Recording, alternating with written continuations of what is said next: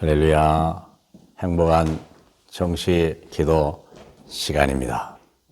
정시 기도 시간에 또 중요합니다만은, 많은 게 중요합니다만은, 과연 믿음을 우리가 가지고 있을까? 믿는 자되라. 주님이 하나님은 믿는 자를 통해서 역사하십니다. 왜냐하면 믿는 자와 소통이 되고 믿는 자와 같이 행할 수 있고 믿는 자와 함께 하나님은 하나님 나라를 이 땅에 이루시려는 거거든요. 자, 근데 하나님이 왜 아브라함을 선택했을까? 여기 보세요. 그래서 믿는 자가 세상을 살리는 거예요. 믿지 않는 자는 하나님이 동역자로 쓰질 않습니다. 세상도 그래요. 믿지 못하는 친구를 어떻게 같이 동역합니까? 믿지 못하는 직원을 어떻게 그 사람을 믿고 같이 일을 합니까? 어떻게 맡깁니까? 절대 안 되거든요. 믿는 자, 하나님도 믿는 사람을 원하는 거예요. 얼마만 100% 주님을 믿는 사람을 주님은 원하시고 찾으십니다. 자, 하나님이 왜 아브라함을 쓰셨나? 로마서 4장 17절에 보니까 기록된 바 내가 너를 많은 민족의 조상으로 세웠다 하심과 같으니 그가 믿은 바 하나님은 죽은 자를 살리시며 없는 것을 있는 것으로 부르시는 이시니라. 아브라함이 바랄 수 없는 중에 바라고 믿었으니 이는 네 후손이 이가 되리라 하신 말씀대로 많은 민족의 조상이 되게 하려 하심이라. 그가 100세나 되어 자기 몸이 죽은 것 같고 사라의 태가 죽은 것 같음을 알고도 믿음이 약하여지지 아니하고 믿음이 없어 하나님의 약속을 의심하지 않고 믿음으로 견고하여져서 하나님의 영광을 돌리며 약속하신 그것을 또한 능히 이루실 줄을 확신하였으니 그러므로 그것이 그에게 의로 여겨졌느니라. 하나님이 아브라함을 믿음 없는 사람이었는데 우상 숭배한 사람인데 믿음의 사람으로 바꿔가는 겁니다. 저와 여러분도 마찬가지예요. 그러면 어떤 과정을 겪었는지 잠깐 봅시다. 하나님이 아브라함의 믿음은 어떤 사람이냐? 어떤 믿음을 가졌냐? 하나님은 죽은 자를 살리시는 하나님이요 없는 것을 있게 부르신 사람이다. 사랑하는 여러분, 인생의 문제는 두 가지예요. 죽은 자가 살릴 수 있겠냐? 없는 것을 있게 만들 수 있겠냐? 그러면 뭐가 걱정입니까? 뭐 문제 있나요? 더 이상 뭐 고민할 이유가 있나요? 죽은 자도 살리고 없는 거 있게 했다는데 그걸 하나님이 하신다는 걸 아브라함이 믿은 거예요. 어떻게 믿었을까? 두 가지 사건 때문에 그래요. 뭐 다르게 해석하는 분도 있겠습니다만 일단 저는 그렇게 해석해요. 사도행전 13장을 보니까요. 아브라함이 조카 롯을 데리고 와가지고 같은 좁은 땅에 소돔과 고모라 땅에 했는데요. 땅이 좁으니까 이게 두 사람들이 주 종들이 싸우는 거예요. 그때 아브라함이 안 되겠구나. 내가 조카하고 싸우면 되겠나. 그때 조카에게 한 말이죠. 네가 우하면 내가 좌하고 네가 좌하면 내가 우하리라. 그랬는데 이 조카가 다 같이 갔어요. 그런데 14절에 보니까 조카가 떠난 이후에 그랬어요. 조카 롯이 하나님을 떠난 이후에 하나님이 그에게 나타나서 이르시되 네가 동서남북을 바라보라. 그리하면 이것을 이 땅을 너와 네 후손에게 영원히 주리라. 모든 걸 뺏기고 실패했다고 생각하고 자기는 앞이 캄캄한데 하나님은요 그때 시작하는 거예요. 동서남북을 바라보라. 그 말씀을 붙들고 18절에 제단을 쌓았다라고 그랬어요. 말씀을 믿어지게 해달라고. 모든 걸 잃어버렸는데 어떻게 없는 것을 잊게 할 수 있겠냐. 그렇죠. 바로 그거예요.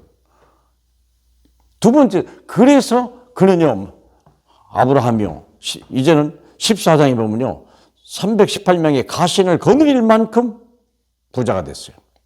소유한 자가 318명 직원을 데리고 있었다니까요. 식솔까지 무려 1000명이 그의 그와 함께 밥을 먹는 사람으로 바꿔진 거예요. 누가 그랬을까요? 하나님이. 여러분도 동서남북을 바라보라. 보이지 않는, 남들은 못 보는 땅인데 언약을 가지고 바라보는 거예요. 저와 여러분도 바라보세요. 하나님의 언약을 가지고. 자, 두 번째 사건이 뭐냐면 사도행전 18장 10절에 보니까 하나님 뭐라고 그랬냐면 내년 이맘때 내가 아들을 낳으리라고 그랬어요. 그때가 몇이었죠? 아브라함이 99세. 사라는 89세. 어떻게 아이를 낳습니까? 그게 웃었어요.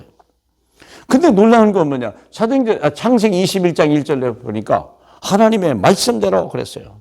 한번 볼까요?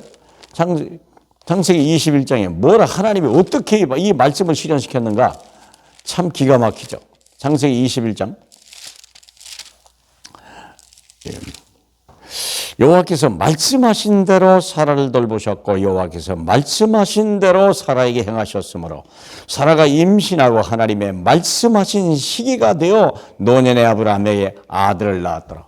하나님의 말씀은 죽은 태, 이미 사라의 죽은 태, 죽어있는 생명체, 아브라함이 이미 생명이 끝났잖아요.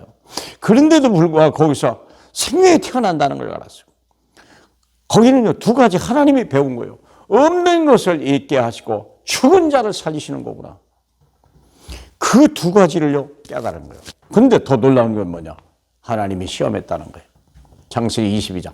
갑자기 어느 날 내 사랑하는, 네가 100세에 난 내 사랑하는 아들을 모리아 산에서 번제로 드리라. 하이 세상에.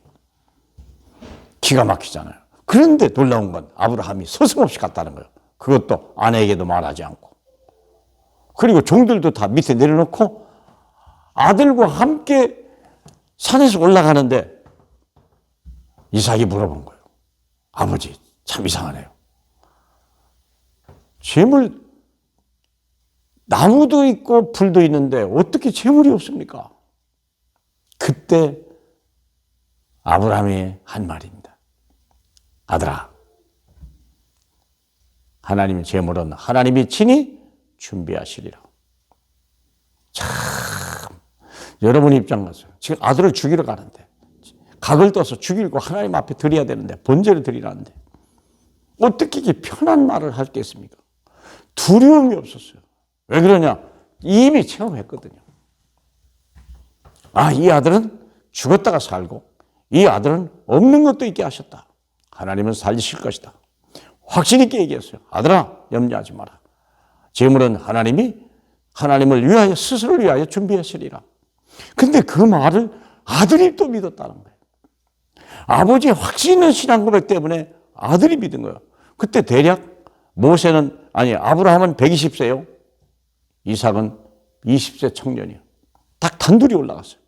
안 믿었다면 도망갈 수도 있어요. 아버지 미쳤다고 얘기할 수도 있어요. 근데요, 아들은 순종했어요. 왜요? 다 동일한 믿음을 가진 거예요. 하나님이 아브라함아, 이제야 내가 나를 사랑하는 줄 내가 알았노라. 사랑하는 여러분, 믿음 없는 자 되지 말고 믿는 자 되라. 그렇죠? 그랬습니다. 그래야 세상을 살리는 거예요. 내가 믿는데 사자굴에 들어갈 만큼 믿음, 물속에 들어갈 만큼, 불속에 들어갈 만큼 믿음, 그 믿음. 그래야 로마서 6장 20절에 평강의 하나님께서 속히 사탄을 내 발 아래 상하게 하시리라. 사탄이 더 이상 속이지를 못하는 거예요. 믿음 가진 자 앞에 사탄은요, 부끄러워하는 거예요. 얼굴이 뜨거워지는 거예요. 그 앞에 무릎 꿇는 거예요. 그렇잖아요. 강한 자가 아닌 게 아니라 믿음이 있는 사람, 그 사탄이 어떻게 우리 앞에 무릎을 꿇습니까? 믿음이 있는 사람 앞에. 믿음 있는 자가 하지 않고 뭘 믿습니까? 과연 예수가 그리스도다. 예수 그리스도는 없는 걸 있게 하셨고 이 땅에 오시고 죽은 자를 살리셨거든요. 그러면 사랑하는 여러분, 그래서 우리가 로마서 그래서 1장 16절 17절 복음은 모든 믿는 자에게 구원 주시는 하나님의 능력이 됩니다. 많은 사람을 살릴 수 있습니다. 사랑하는 여러분, 우리는 복음을 부끄러워하지 않고 복음을 사랑하고 복음을 믿고 복음의 증인이 되셔서 믿음 없는 자가 아니라 믿음을 가지고 가정을 살리고 교회 살리고 후대 살리고 세상 살리는 일에 쓰임받을 수 있는 귀한 하나님의 사람 되실 주님의 이름으로 축복합니다. 할렐루야. 감사합니다. 믿음 주시니 감사합니다. 아브라함을 믿음 있게 훈련하신 주님, 오늘 우리를 또 훈련하셔서 없는 자를 있는 것 같이 죽은 것을 살리는 하나님을 믿는 믿음으로 거듭날 수 있도록 우리를 축복해 주옵소서. 예수님 이름으로 기도합니다. 아멘.